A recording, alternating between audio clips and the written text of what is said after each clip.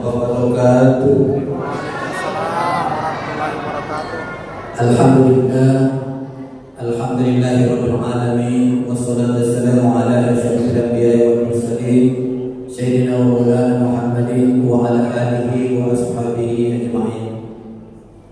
Bapak Ibu jemaah Masjid Baitur Rahman, alhamdulillah di tengah-tengah kita datang guru jauh dari Sulawesi Selatan.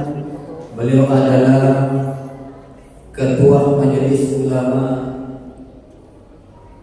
Kabupaten Sidrap. Alhamdulillah, kalau tidak salah 2 kali datang di tempat kita ini. Memang ada pepatah Kalimantan mengatakan kalau sekali minum airnya botak, insya Allah akan berulang kembali. Dan alhamdulillah, masjid kami, mungkin kami perlu sampaikan oleh Buddha bahwa di tengah-tengah di masjid kita Baitur Rahman ini 90% lebih adalah penduduk orang Sulawesi Selatan. Jadi ada kampung Makassar, ada Bugisnya, semuanya di sini alhamdulillah. Cuma perlu kami juga sampaikan kepada Buddha bahwa betul banyak orang Bugis tapi keturunannya dia bisa tahu bahasa Bugis tapi tidak tahu melafalkan. Jadi kalau dia aja bahasa Bugis tidak ngerti. Tapi kalau di bahasa Bugis kan dia ngerti aja. Tapi kalau disuruh bahasakan dia tidak tahu. Tapi orang-orang tua kita yang ada di depan kita, alhamdulillah insyaallah semua dia paham bahasa Bugis. Baik Bapak Ibu jemaah berbahagia, mari kita mempersingkat waktu kepada Buddha. Mudah-mudahan alhamdulillah kedatangan kepada hari ini akan mendapatkan barokah dan rahmat dari Allah Subhanahu wa taala, khususnya di tempat kita, di masjid kita Baitur Rahman. Kami ambil sebenarnya karena kemarin waktu kami membuat spanduk ini membuat seperti apa, karena kadang tadi sudah kita laksanakan juga di Isra Mi'raj, maka saya ambil judul Ta'lim Akwat dan Silaturahim pengurus dan jemaah Masjid Baitur Rahman dalam rangka menyambut bulan suci Ramadan. Mungkin ini adalah momen yang tepat buat kita semuanya yang berbahagia untuk kita bisa mendengarkan dengan hikmat, dengan sesama oleh Buddha. Mungkin saya tidak berpanjang lebar, kami hanya langsung mempersilahkan kepada Buddha untuk menyampaikan beberapa hal terkait dengan agama kita. Insya Allah akan memberikan manfaat dan barokah, dan kami doakan kepada Buddha mudah-mudahan sehat terus, diberikan kekuatan lahir batin sehingga menyampaikan agama kita insya Allah akan menjadi tujuan utama pada agama kita. Mungkin untuk mempersingkat waktu kepada Buddha kami persilakan dengan hormat.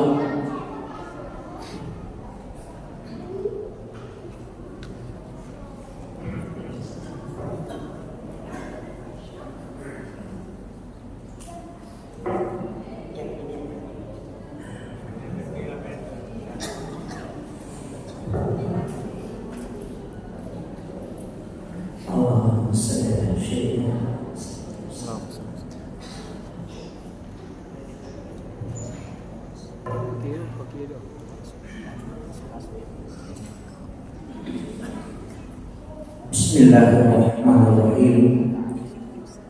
Assalamualaikum warahmatullahi wabarakatuh.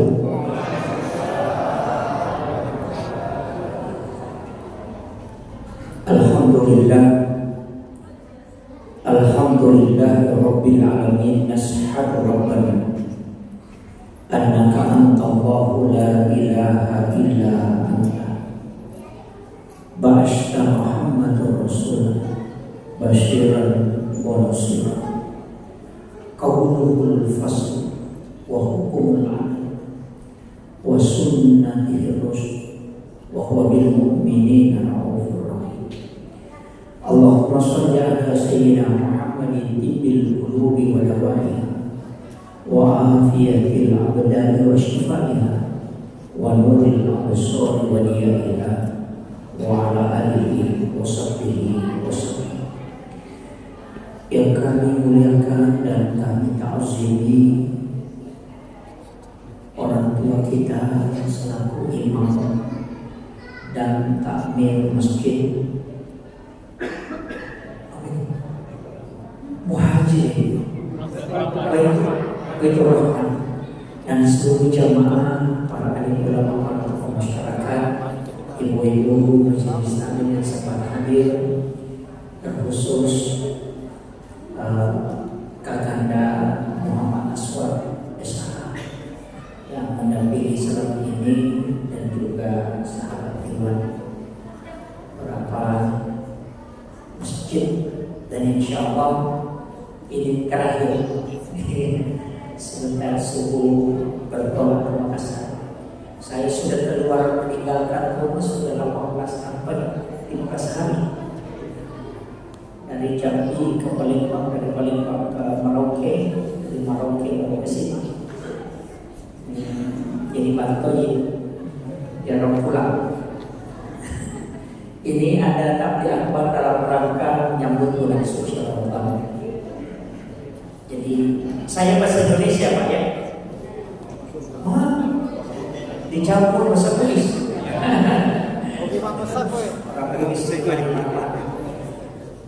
Ini karena ini berkaitan dengan Ramadan.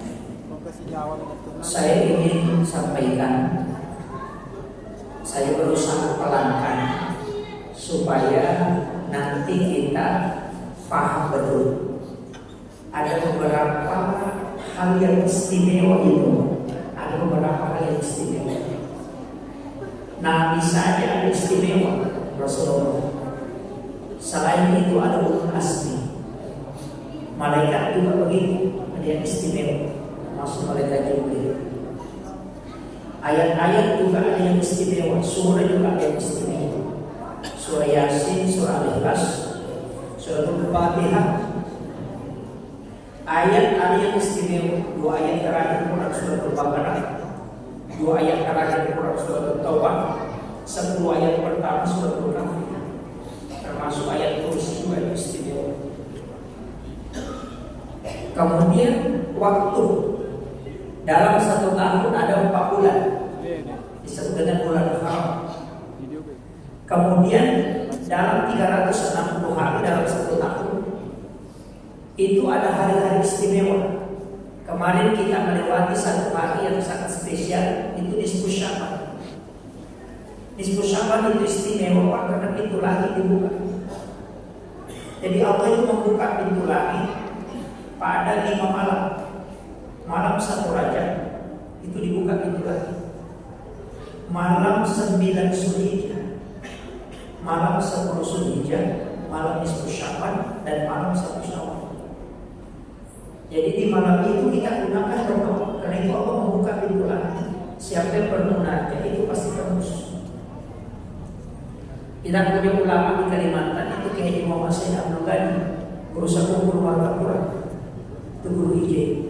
Itu punya wasiat. Siapa yang tidak tidur pada 5 malam itu, malam 1 Rajab, Nisfu Sya'ban, 9 Zulhijjah, 10 Zulhijjah, dan malam 1 Syawal. Siapa yang tidak tidur mulai dari maghrib sampai subuh hanya beribadah untuk mencari ridha Allah, orang itu bisa menjadi wali, karena kalau dia meninggal pasti dia sampai hilang.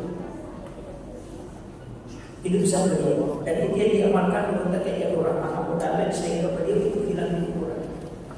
Karena yang memasukkan ke dalam lahan yang memberitahu saya secara langsung, guru Kiai Jibril Sukara itu guru kan. Itu 6 malam itu. Kalau tidak bisa begadang sampai subuh, cukup ambil maghrib isya, gunakan untuk beribadah. Makanya malam Nisfu Sya'ban itu malam istimewa. Nanti yang dekat lagi itu adalah malam 9 Zulhijjah. Ada yang memasukkan malam dalam Ramadan, tapi itu susah karena di malam bulan Ramadan.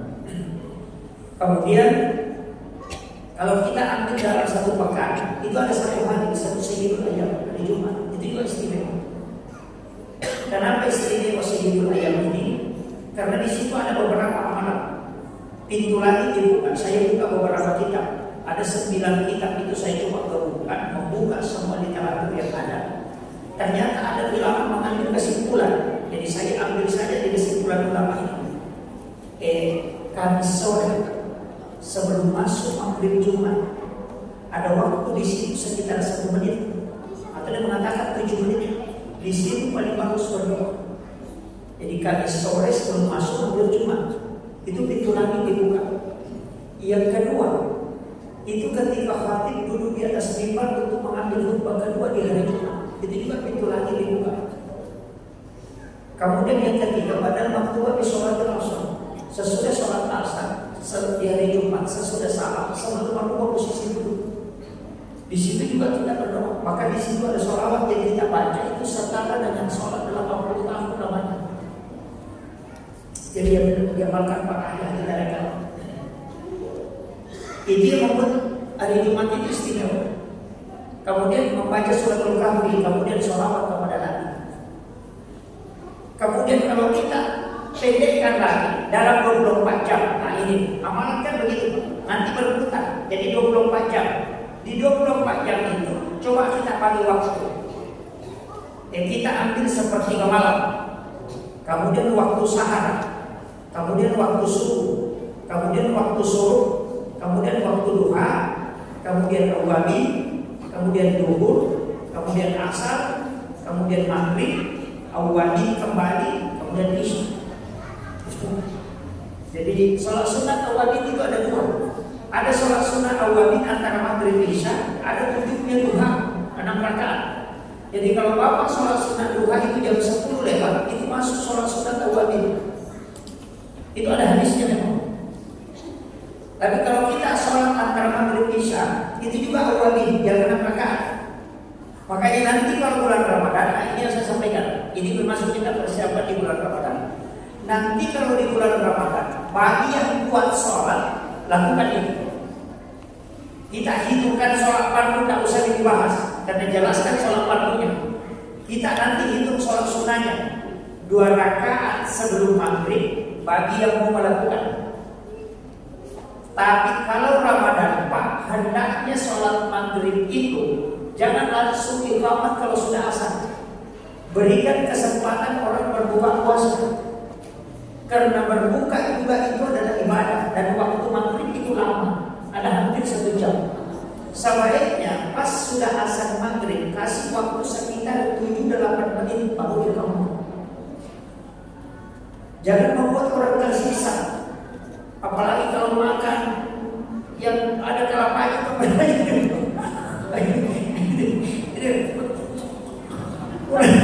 orang masih ada di mulutnya, orang sudah iqamah. Itu nanti kalau sholat begini dulu. Oh itu masalah itu. Jangan menyiksa orang. Iya. Makanya kalau kita perhatikan di Madinah itu, di Masjid Nabawi, biasa orang sudah sholat, dia belum sholat, dia hanya menikmati buka puasa. Nanti kalau bab kedua baru sholat, dan itu lama waktunya. Makanya jangan langsung ada masjid itu Pak sholat asar langsung kamar. Orang jadi masalah kan? Kasih kesempatan, jangan menyiksa. Dan orang yang berbuka puasa di rumahnya ada kesempatannya datang ke masjid untuk sholat berjamaah juga. Iya. Jadi jangan mengatakan standarnya yang bukan di masjid, tidak. Beri kesempatan. Orang yang berbuka bersama dengan keluarganya. Kemudian sesudah sholat maghrib itu juga 2 rakaat. Tapi setelah itu ada sholat 6 rakaat. Itu namanya awwabi. 2 rakaat 1 salam. Sholat orang yang kembali, karena kita mengurusi dunia seharian kembali. Nah, kemudian sudah sholat sunnah awwabi, itu sholat sunnah awwabi 6 rakaat, itu sama dengan sholat 12 tahun lamanya, dan diampuni dosa selama 50 tahun lamanya. Makanya kalau orang kerjakan ini, itu umurnya, itu terhitung 12 tahun semoga dia mengerjakan. Apalagi kalau Ramadan. Nah, nanti kalau Isya, sebelum Isya itu kan 2 rakaat sholat sunnahnya. Sesudah Isya itu 4 rakaat.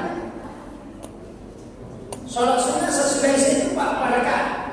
Makanya Rasulullah mengatakan siapa yang sholat 4 rakaat sesudah sholat Isya, itu sama kalau dia sholat 4 rakaat pada malam Lailatul Qadar. Berarti nilainya 4 rakaat sesudah Isya itu sama dengan 400.000 rakaat kalau kita menghitung.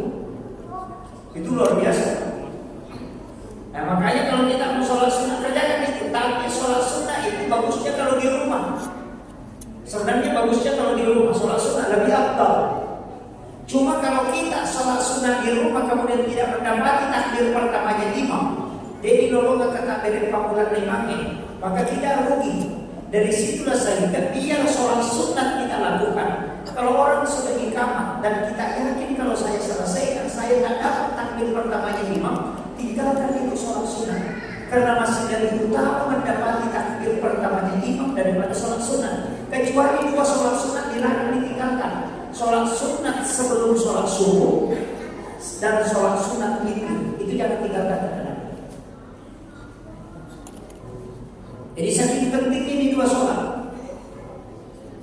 Makanya kalau orang sudah jalan tinggalkan saja. Lepas baru satu rakaat Ustaz, tidak apa-apa, tinggalkan saja.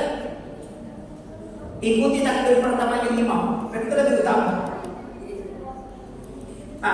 Kemudian sholat malam, kalau sholat tahajud itu kan 8. Ada ulama boleh menambah, tapi ada yang mengatakan tidak mesti 8. Ada yang mengatakan boleh kurang. Jadi kalau bapak tidak bisa tahajud dalam rakaat, ambil saja 2. Dan afdal itu sepertiga malam. Sepertiga malam itu jam berapa? Jam 2 sampai jam 3. Itu sepertiga malam. Karena 1/2 malam itu kan 12.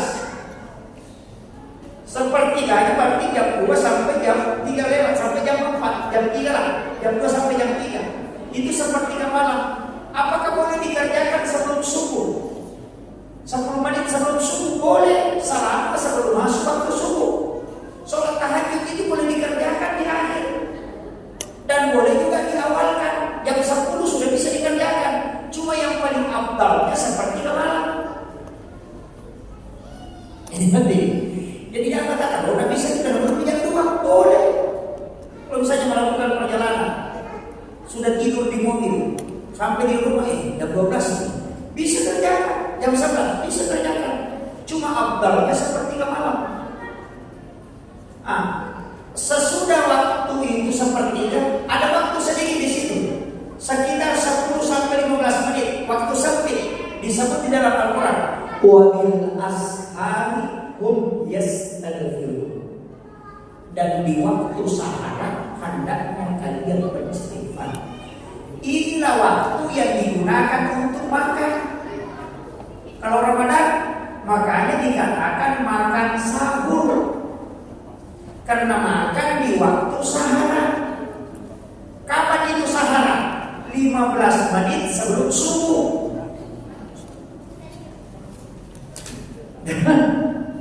Kalau kita imsak, itu sudah masuk sahara itu.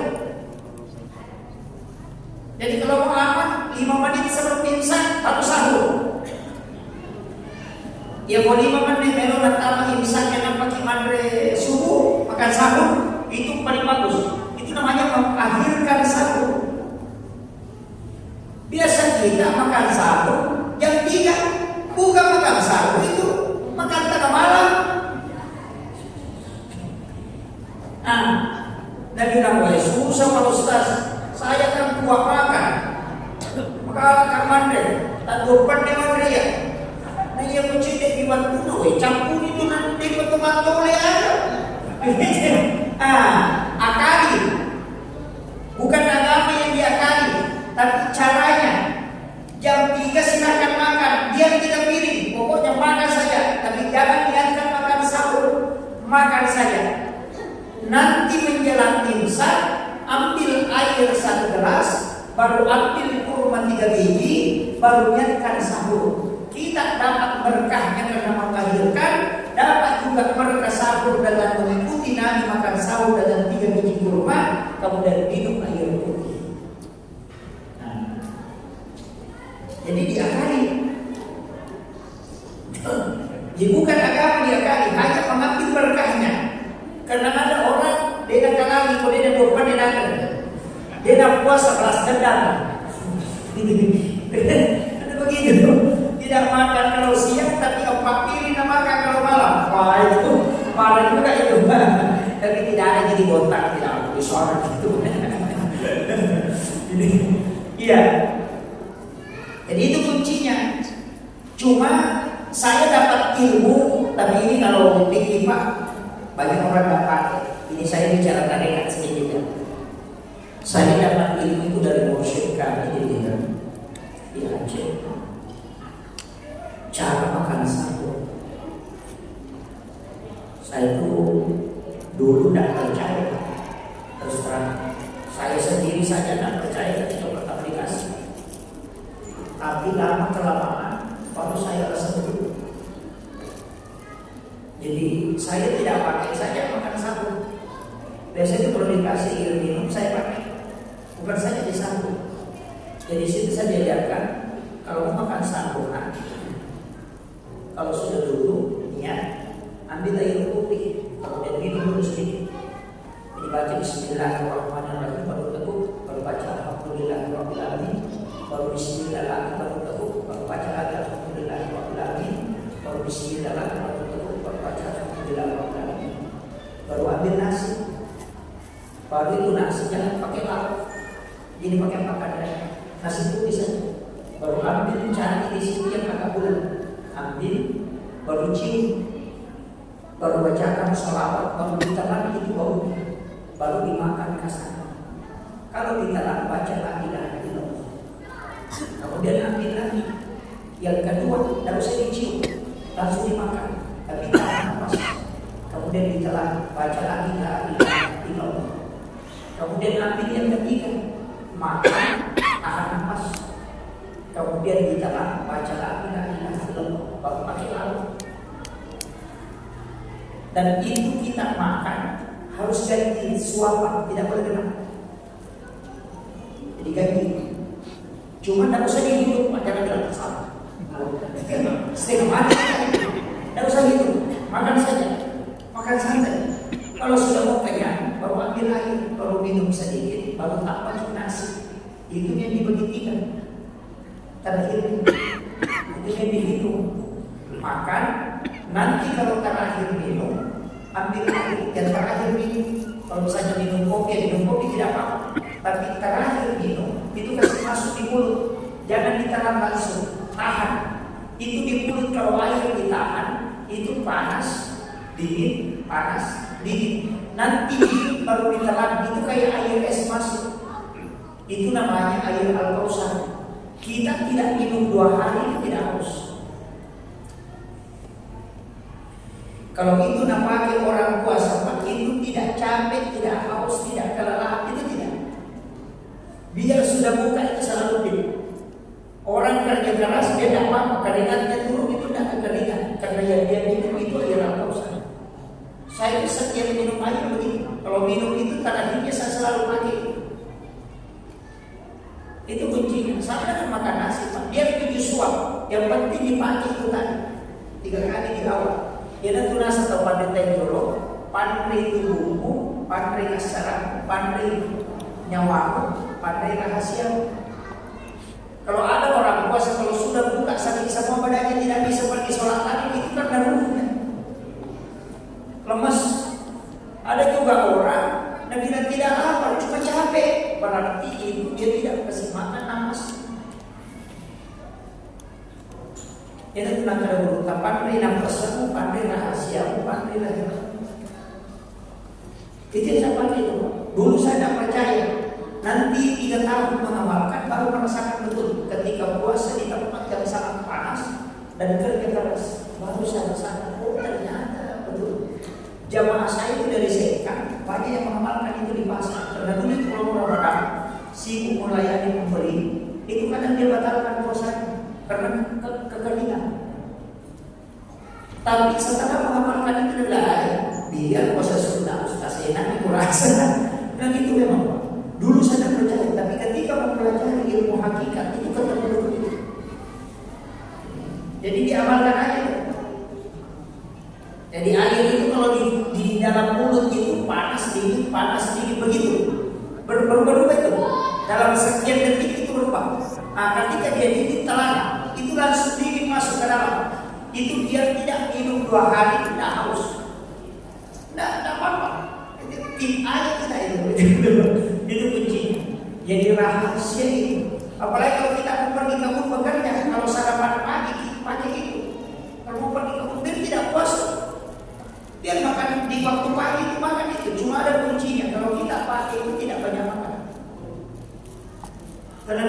bisa masuk aja. Saya punya guru itu makannya cuma 7 suap. Kalau sudah itu selesai. Jadi itu amalan sederhana. Itu dipakai nanti kalau Ramadan. Bisa dites. Kalau mau tes di sholat puasa sunnah, dites itu enak sekali. Karena dia bagaimana panasnya kita salat itu terasa sejuk. Ada beberapa kampung itu yang saya masuki kalau Ramadan agak berat, tempat-tempat panas. Tapi ada satu kampung itu saya masuki Pak, enak sekali saya puasa. Itu di Papua, di Wamena. Tuh di Wamena biasa tidak matahari. Di situ dingin, enak sekali puasa. Tidak, pokoknya biar semua di satu malam puasa tidak harus. Karena apa? Karena cuaca begitu. Saya bilang Pak, ini tidak besar tantangannya. Jadi itu penting saya sampaikan. Kemudian Ramadan itu ini yang kedua. Ramadan itu Pak, dia menghapus dosa, tidak menutup dosa, dia menghapus. Karena dua itu dalam agama, ada istighfar, ada al-ghu. Makanya kalau kita mengatakan Astaghfirullahaladzim, itu menutup. Dosa kita itu tertutup, dia tidak terhapus. Karena itu istighfar dari kata istighfar, menutup yang nampak. Jadi sama kalau kita menulis di kertas, ada tulisan di kertas salah, kita mengambil tip X kita tip X. Jadi itu tulisan tertutup tapi tidak terhapus, cuma ditutupi oleh tip X. Tulisannya tetap masih ada. Itu dalam makna istighfar, menutup yang nampak supaya dosa aku tidak menjadi aib. Itu tujuannya istighfar. Makanya kalau orang mengatakan astagfirullahaladzim, itu dosanya tidak terhapus, cuma tertutup. Tapi kalau mau dihapus, itu bacanya beda, al-afu. Makanya di Ramadan itu kita pakai Allahumma innaka afuwun karim tuhibbul afwa fa'fu anni. Itu menghapus, dikaret memang itu. Makanya dua itu waktu kita pakai aku. Yang pertama Ramadan, yang kedua ketika kita sholat. Rabbi ghfirli warhamni wajburni warfa'ni warsuqni wahdini wa'fu anni. Makanya sholat itu menghapuskan dosa, bukan menutup. Tapi kalau kita membaca astagfirullah, itu dosa cuma tertutup. Makanya Nabi mengatakan orang yang puasa dengan bagus, iman dan wahtisaban, itu sama dengan bayi yang baru lahir dari perut ibunya, sama dengan kertas yang baru jadi, tidak ada tulisannya. Itu kalau orang di Ramadan. Makanya ulama dulu itu selalu mengajarkan antara 2 rakaat tadi baca itu Allahumma innaka afuwun karim. Selalu baca itu berulang-ulang, baru berdiri lagi ambil. Karena itu untuk menghapuskan dosa. Jadi nanti kalau Ramadan kurangi istighfar, yang paling banyak dibaca al-afu karena kesempatan. Itu kuncinya Bang. Kadang-kadang orang Ramadan istighfarnya banyak, padahal yang paling pas baca al-afu, Allahumma innaka afuwun karim. Itu dibaca. Makanya di sholat, makanya itu Pak. Tapi ini hanya orang yang rajin sholat ya. Kalau orang sejak waktu sholat, apalagi kalau berjamaah, kalau sudah masuk waktu sholat itu kayak ada beban. Perasaannya kayak ada yang menekan. Bukan apa, saya kayak tersiksa kayak ini. Itu karena dosa itu diletakkan di pundak. Itu kan bukan muslim di sini. Ketika masuk waktu sholat, Allah mengambil dosa-dosa hambanya, dia letakkan di pundaknya dan di kepalanya. Ketika dia ruku dan sujud, maka berguguranlah dosa-dosa itu sebagaimana dedaunan dari tangkai kayu. Makanya kalau sudah salam, dia kita rasa ringan. Wih, kayak ada beban yang lepas. Itu karena memang dosa itu sudah jatuh. Makanya dirasakan. Makanya kalau ada orang sholat sama-sama di sebelumnya sama sudah, tidak bagus sholat itu. Perlu diperiksa. Mau kita toka-toka Allah. Itu. Makanya kalau ruku sama sujud kasih lama-lama supaya dosa itu jatuh. Baru kita bangkit. Makanya ada dua bacaan gerakan dalam sholat yang menggunakan kalimat subhana cuma pada saat ruku dan sujud. Subhana rabbiyal azim dan subhana rabbiyal a'la. Karena di situ menghapus dosa. Makanya kalau ruku kasih lama, aja kita tokan-tokan. Dia pada tanya dan dosa dan tokos. Begitu. Iya. Itu kuncinya. Makanya nanti di Ramadan perbanyak sholat sunnah. Tapi kan Nabi mengatakan syahrul rajab syahrullah, syahrul sya'ban syahri, syahrul ramadan syahrul ummati. Kan ini. Ya ular rakyat, ular nabo Allah Ta'ala, ular sampan, ularku, ular ramalan, ular umatku. Apa maknanya? Kalau bulan rakyat karena bulannya Allah perbanyak istighfar. Kalau bulan Sya'ban bulannya Nabi perbanyak sholawat. Kalau bulan Ramadan karena bulan tak perbanyak baca Quran. Maka 3 bulan ini disitulah berkah awal, berkah kedua, kemudian doa sampai di situ. Makanya mengatakan Allahumma barik li fi Rajab wa Sya'ban wa ballighna Ramadan.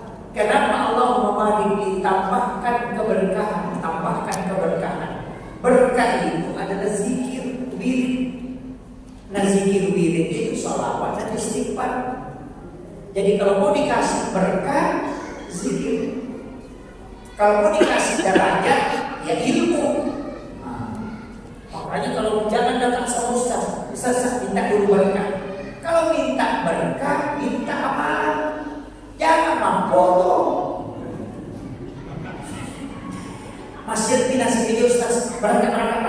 Ternyata berkah sana aku mamputo. Ada boleh tanda mata.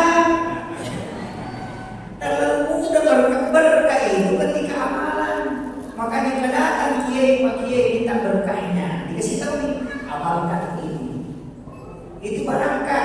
Dia bermakna dari saya ingin supaya darahnya diangkat. Ya saya dikasih kita pelajari ini. Begitu. Makanya yarfa'illahu alladziina aamanu minkum walladziina utul ilma darajat. Di situ yarfa'illahu diangkat derajatnya. Makanya kalau mau dapat derajat diangkat derajat. Kalau mau dapat berkah, iya cukup dengan amaliyah zikir. Makanya itu 2 hal tidak boleh terlepas. Kalau belajar tetap ada zikir. Ada taklim, ikutkan zikir. Karena kapan ada pengajian tidak ada zikirnya, bubar itu. Karena kalau membutuhkan zikir, akal membutuhkan ilmu. Itu makanannya. Kalau hanya akal diisi, hati kering, dia tidak bisa tinggal. Tapi kalau hati saja diisi, baru otak kosong, itu juga tidak yakin. Makanya dua-duanya harus jalan. Selain harus kalbunya kuat, pikirnya juga harus kuat.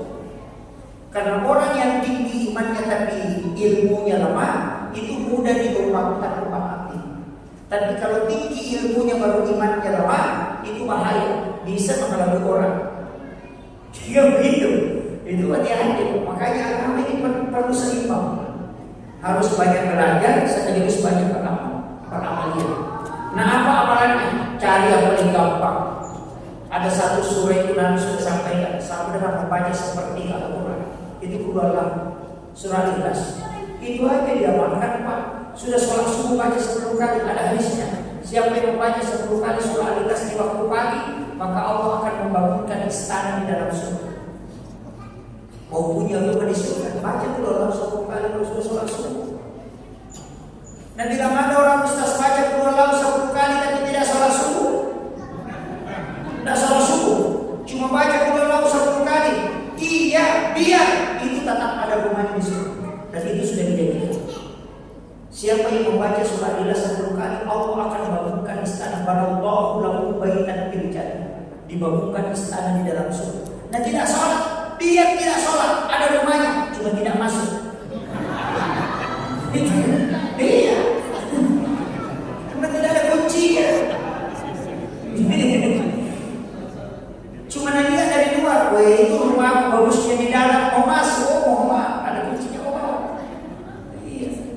Makanya sholat. Makanya saya selalu sampaikan, jangan tinggalkan sholat. Biar preman, anak bilang preman ada apa? Sholat saja. Dan bobotoh kayak itu mereka sampai jalan lagi. Mereka ada dosa apa? Kan dia rusak sampai jalan. Kenapa? Dan tidak ada orang sholat main judi Pak. Tak ada. Selesai itu.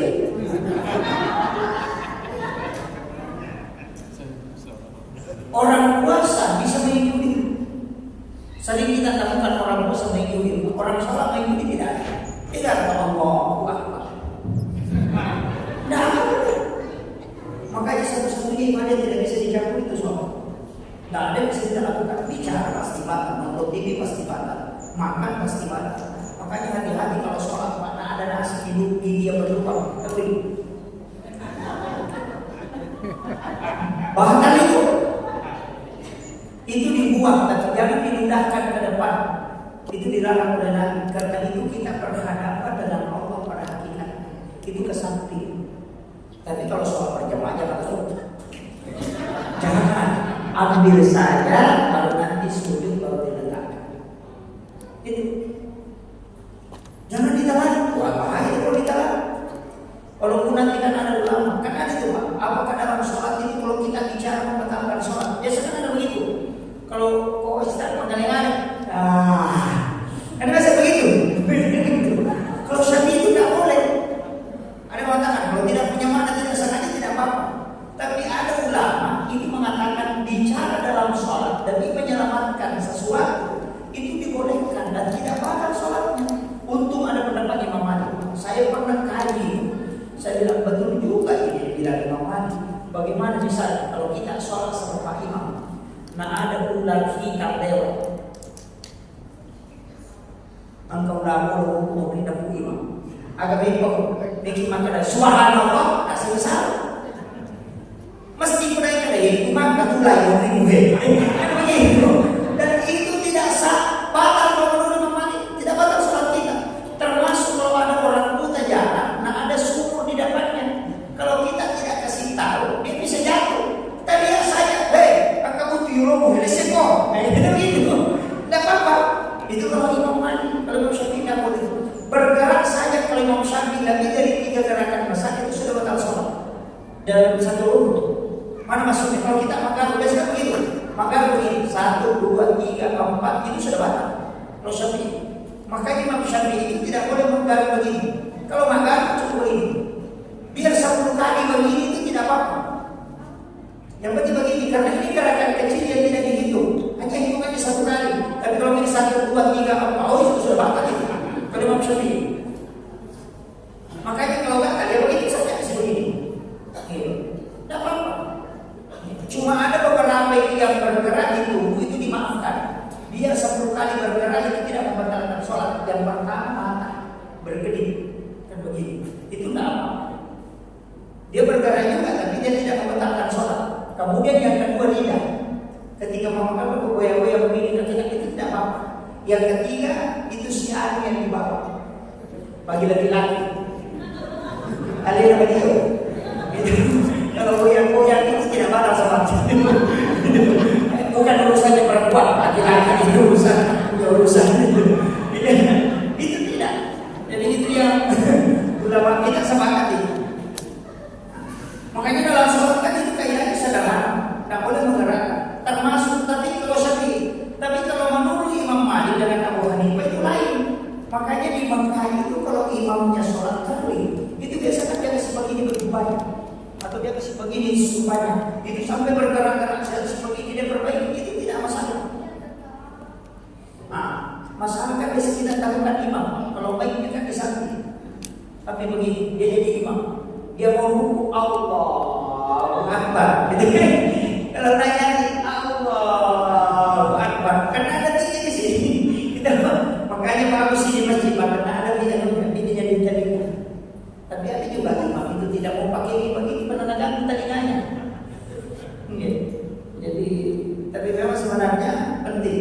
Itu kita penting pakai mic Pak, kadang-kadang orang tidak. Apalagi kalau imam itu bagus bacanya, tidak suka. Jadi kalau saya memang, tapi ikuti saja kebiasaan, jangan jangan mudah menyalahkan orang. Kemudian di Ramadan tadi, makanya saya sampaikan, usahakan kalau Ramadan itu kita betul-betul memanfaatkan, perbanyak baca Quran, perbanyak baca Quran. Jangan kejar khatamnya. Tuh, ada bilang dunia makanan masjid tamak. Oh jangan. Walatil Quran tartila, bacalah Al-Quran dengan tartil, bagus dengan suara yang lembut. Jangan kejar bahwa harus sekian juz, jangan. Saya itu tidak pernah mengajarkan kejar itu, karena banyak orang mengaji tidak keluar suaranya. Padahal kita disuruh membaca walatil Quran dengan tartil, dia baca. Awe, kalau dia nana apa? Masih jadi emang teman. Apa dia nak baca kita tidak lagi? Teman memang. Pada minggu memang baca Fatihah. Ini adalah tuh Fatihah. Kalau Fatihah, amin. Wih, ini Fatihah. Stiker nanti Fatihah kita kapan? Gambar Fatihah ini kita. Amin. Terus. Iya. Ini juga banyak masalah. Di grup-grup Facebook itu kan sering saya tulis. Kayak ini ada orang meninggal. Kesannya innalillahi wa inna ilaihi raji'un. Kalau berpulang karena Abdullah Syahid ini mohon dikirimkan surat Al-Fatihah.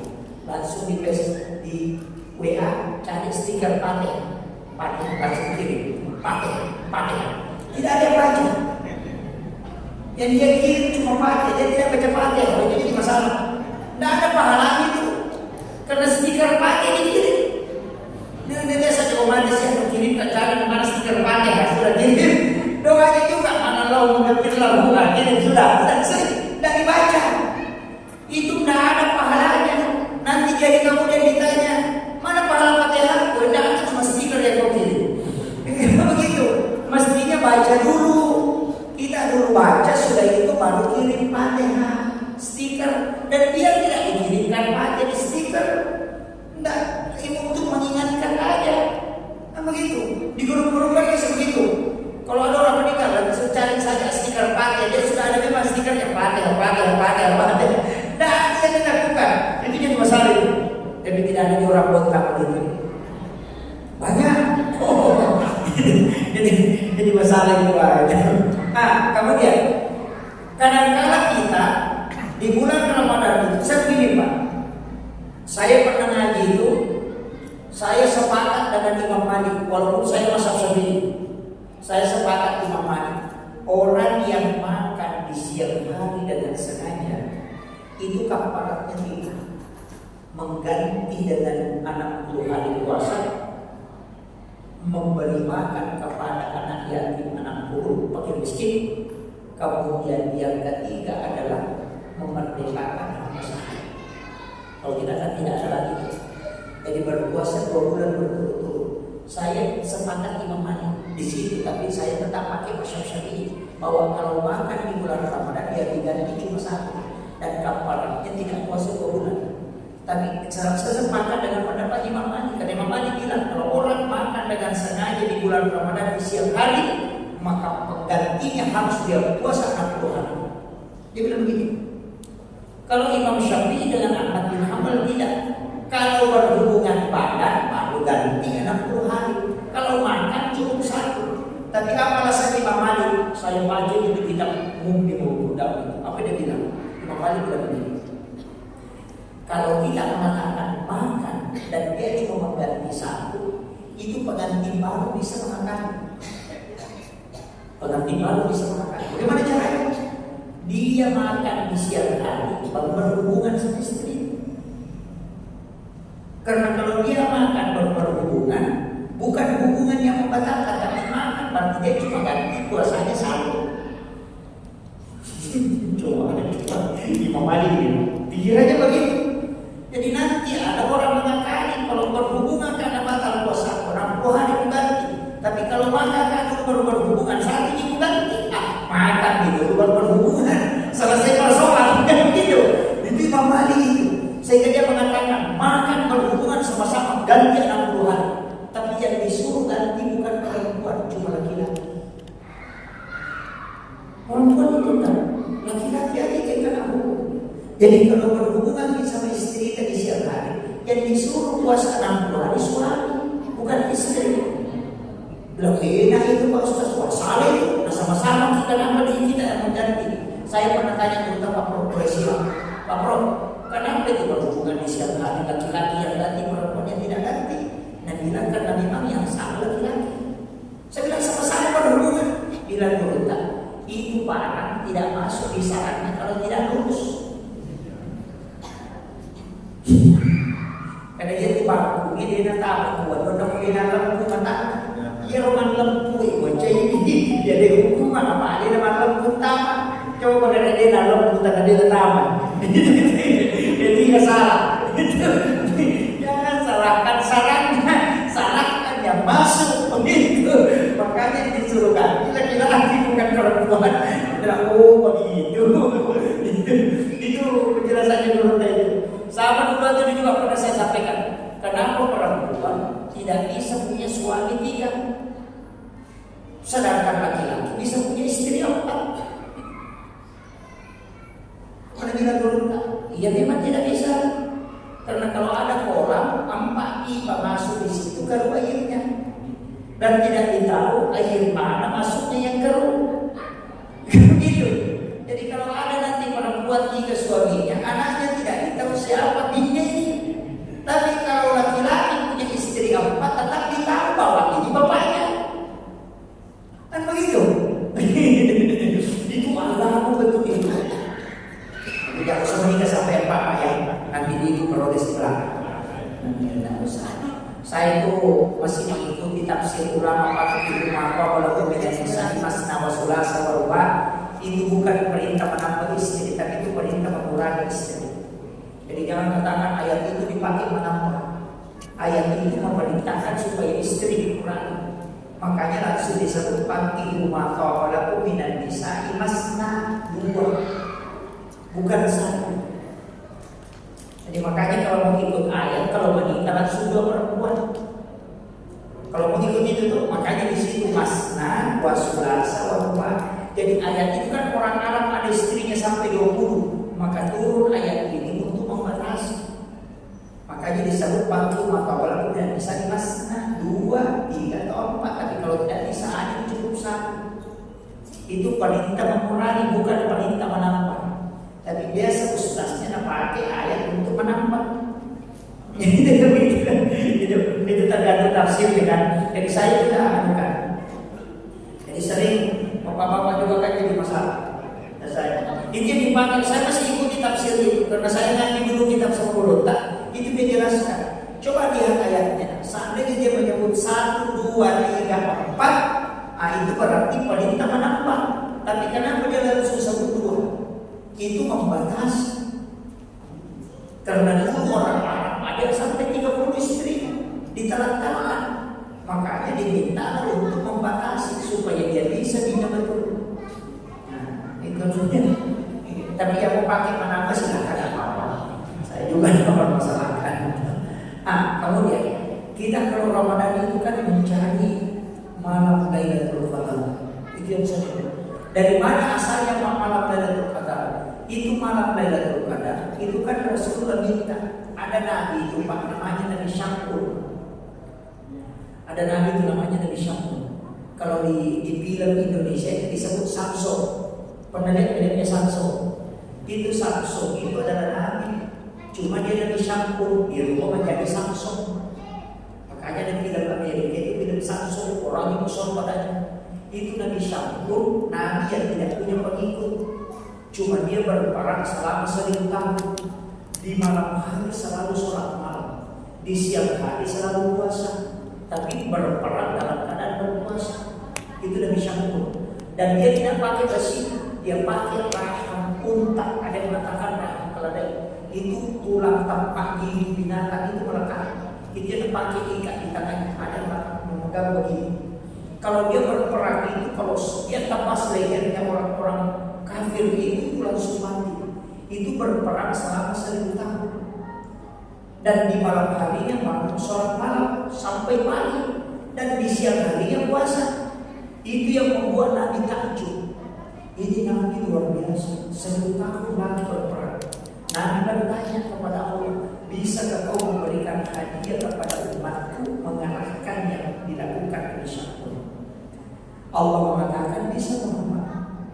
Maka dari situlah disebut malam Lailatul Qadar khairun min alfi syahr. Jadi kalau Bapak mendapati malam Lailatul Qadar, itu mengarahkan ibadahnya Nabi Syaitan. Itu Nabi sudah minta. Makanya ulama dulu mengejar betul itu. Tapi jangan cari saja di malam ganjil, mulai 1 Ramadan sampai terakhir. Ada juga orang nanti malam 27 baru datang ke masjid, iktikaf Nabilah, baru pindah tidur. Sikir sebentar, ambil lampu tidur. Nanti mau subuh baru bangun. Bukan iktikaf itu, cuma pindah tidur itu. Iktikaf itu tidak meninggalkan masjid. Boleh tinggalkan masjid hanya membangunkan keluarga kalau rumahnya di dekat sini, tapi tidak boleh pulang ke rumah itu. Di dalam masjid memang tinggal, tidak boleh berhubungan dengan istri. Kok ada orang iktikaf bulan pun rewet sidang PBD dan apa sih rewet iktikaf itu lebih masalah. Gitu kan? Iktikaf itu memang tinggal, makanya ada 10 malam terakhir. Itu tinggal di masjid, istri yang bawakan makanan untuk buka puasa dan sahur. Kita iktikaf di masjid, apalagi enak sekarang kan ada HP, tinggal membangunkan istri, bangun bagi saya untuk sahur. Di masjid bagi saja, kalau diizinkan. Itu iktikaf Pak, tinggal di masjid. Nanti pulang selesai. Itu 10 malam iktikaf, 10 malam terakhir. Tinggal di masjid bagus itu. Apalagi masjid kita ini bukan di pinggir jalan poros, enak tanah. Sini. Kalau iktikaf itu boleh tidur. Yang penting jangan bolak-balik pulang. Kalau kita capek berzikir ya tidur balik sambil zikir. Karena orang yang zikir sambil zikir kemudian tidur, itu setan takut sama dia. Karena dia tidur dalam keadaan zikir. Kemudian yang terakhir, ini sudah 1 jam. Begini, ada istilahnya orang tua kita itu, dan itu ulama yang mengajarkan, itu para wali. Kalau kita sholat, jangan kasih putus sholat kita, sambung terus. Maka dia begini sampai yang tepat tuh. Ada pakai dia tahu, bagus maka sampai yang tepat jadi dan luka. Itu sahabat yang tidak terputus. Kalau Bapak sujud terakhir dalam sholat, di situ diniatkan memang di sholat pada sholat berikutnya. Niatkan memang ini. Pada saat ada juga yang pakai salam, tapi saya lebih amannya di sujud. Jadi nanti kalau sujud terakhir, tentukan memang niati untuk masa sembahyang. Jadi masa sembahyang sakit, atau memang niati untuk masa sembahyang subuh. Ketika kita sudah niatkan untuk sholat subuh, itu sudah dapat pahalanya. Kalaupun nanti kita meninggal, berarti kita meninggal menuju sholat. Jadi kemanapun kita pergi, tetap itu menuju ke sholat. Makanya dari situ ada ulama mengatakan, biar saya meninggal di atas tempat tidur, tetap pergi syahid. Jadi dia ke masa lorong, disuruh baca Quran atau kebebannya itu masa masalah. Supaya tersambung, makanya niat sholat dan niat mau sholat itu beda. Niat sholat ada pada takbir, niat mau sholat ada di sujud terakhir atau di salam. Yang kumandiri salam itu atau tadi yang kami menik pasti subuh disampaikan. Yang kumandiri salam itu atau dalam pesannya disampaikan sesudahnya. Makanya salam itu pada 2 tempat, ketika ketemu dan ketika berpisah. Kenapa salam ke kanan? Karena ketemu dengan waktu berikutnya. Kenapa salam ke kiri? Karena melepaskan waktu setelahnya. Dia biasa sampai jam tertentu. Tapi dia tahu maka dia sampai jam 4 dia sampai jam 4 itu saja ya. Ini yang banyak orang tak paham. Makanya kerjaan sholat dan sambung terus. Kita ke pasar, kita ke kantor, tetap dihukumi menuju ke sholat karena kita sudah niatkan menyampaikan. Kalau kita meninggal, tetap jalan pahalanya karena orang yang berniat melakukan satu kebaikan tercatat kebaikan selamanya. Kan begitu. Sama kalau bayar zakat, niatkan memang untuk bayar zakat tahun depan. Kita menyembelih hewan kurban, niatkan memang untuk berkurban tahun depan. Sambung memang